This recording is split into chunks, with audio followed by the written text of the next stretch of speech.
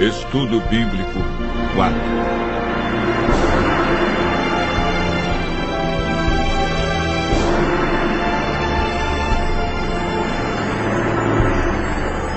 O plano da salvação.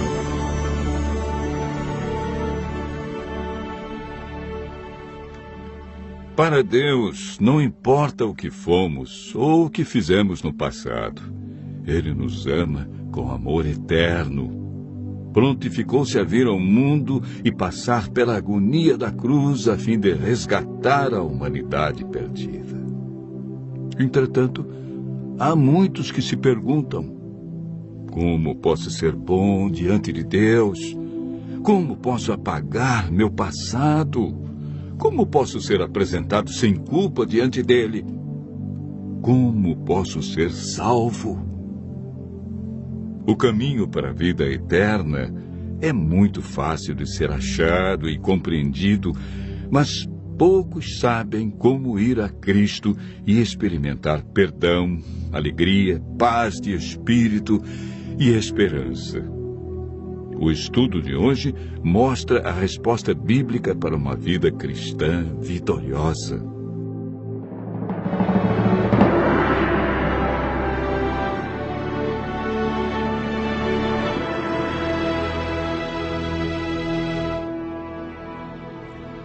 Assim que entrou o pecado no mundo, a divindade foi movida de compaixão pelos seres humanos.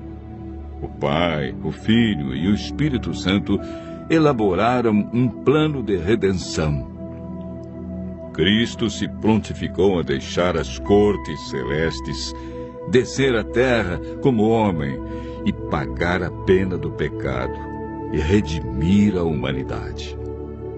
O plano para a salvação do homem não foi um projeto tardio, elaborado posteriormente. Já antes da criação do mundo, Deus viu que o homem poderia errar.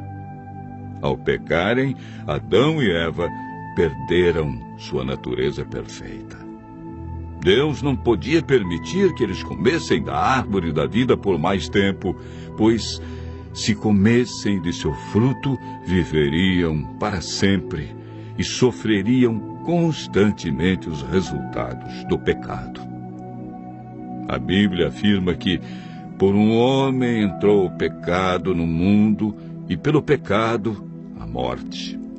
Assim também a morte passou a todos os homens, porque todos pecaram. O salário do pecado é a morte, mas o dom gratuito de Deus é a vida eterna em Cristo Jesus. Romanos, capítulo 5. Verso 12 e capítulo 6, verso 23. Após a entrada do pecado, Adão e Eva ouviram a voz do Senhor Deus que andava no jardim pela viração do dia. Esconderam-se da presença dele, o homem e sua mulher, por entre as árvores do jardim. O pecado fez separação entre Deus e o homem. Ainda que o homem tenha fugido do seu Criador, Deus lhe deu a certeza de que seu único filho deixaria o céu e nasceria de uma mulher. Não faria uso da sua divindade e, através de sua morte na cruz, acabaria com o domínio de Satanás neste mundo. Desde a entrada do pecado, o ser humano foi destituído da glória de Deus e perdeu sua natureza perfeita. Lemos em Gênesis, capítulo 6, verso 5.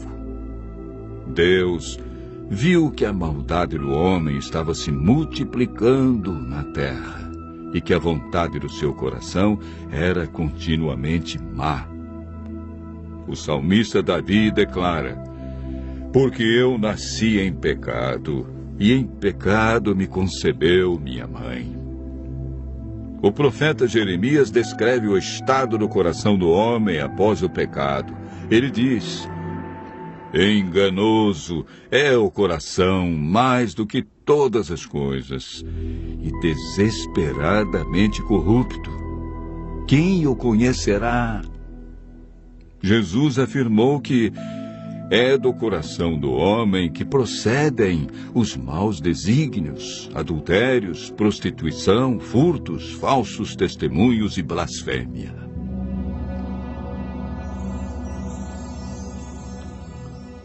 Primeiro Coríntios 2, verso 14, afirma que o homem natural não aceita as coisas de Deus porque lhe parecem loucura. O apóstolo Paulo relata a grande luta que existia em seu coração. Ele declarou: porque eu sei que em mim, isto é, na minha carne, não habita bem nenhum, pois o querer o bem está em mim, não, porém, o efetuá-lo, porque nem mesmo compreendo o meu próprio modo de agir, pois não faço o bem que prefiro, mas o mal que não quero, esse faço. Mas se eu faço o que eu não quero, já não sou eu quem o faz, e sim o pecado que habita em mim. Romanos, capítulo 7, versos 18 a 15, 17 a 20.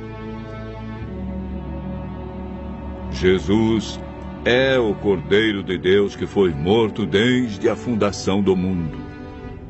O profeta Isaías declara: ele foi humilhado, mas não abriu a sua boca.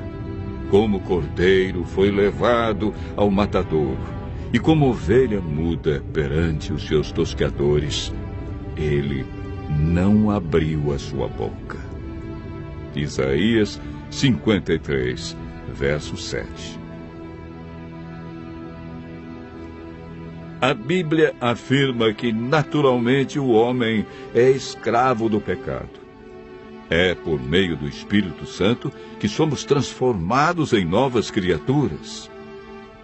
1 Samuel 10, verso 6, afirma: então descerá sobre ti o Espírito Santo, e serás mudado em outro homem. O Espírito Santo nos convence do pecado, da justiça e juízo.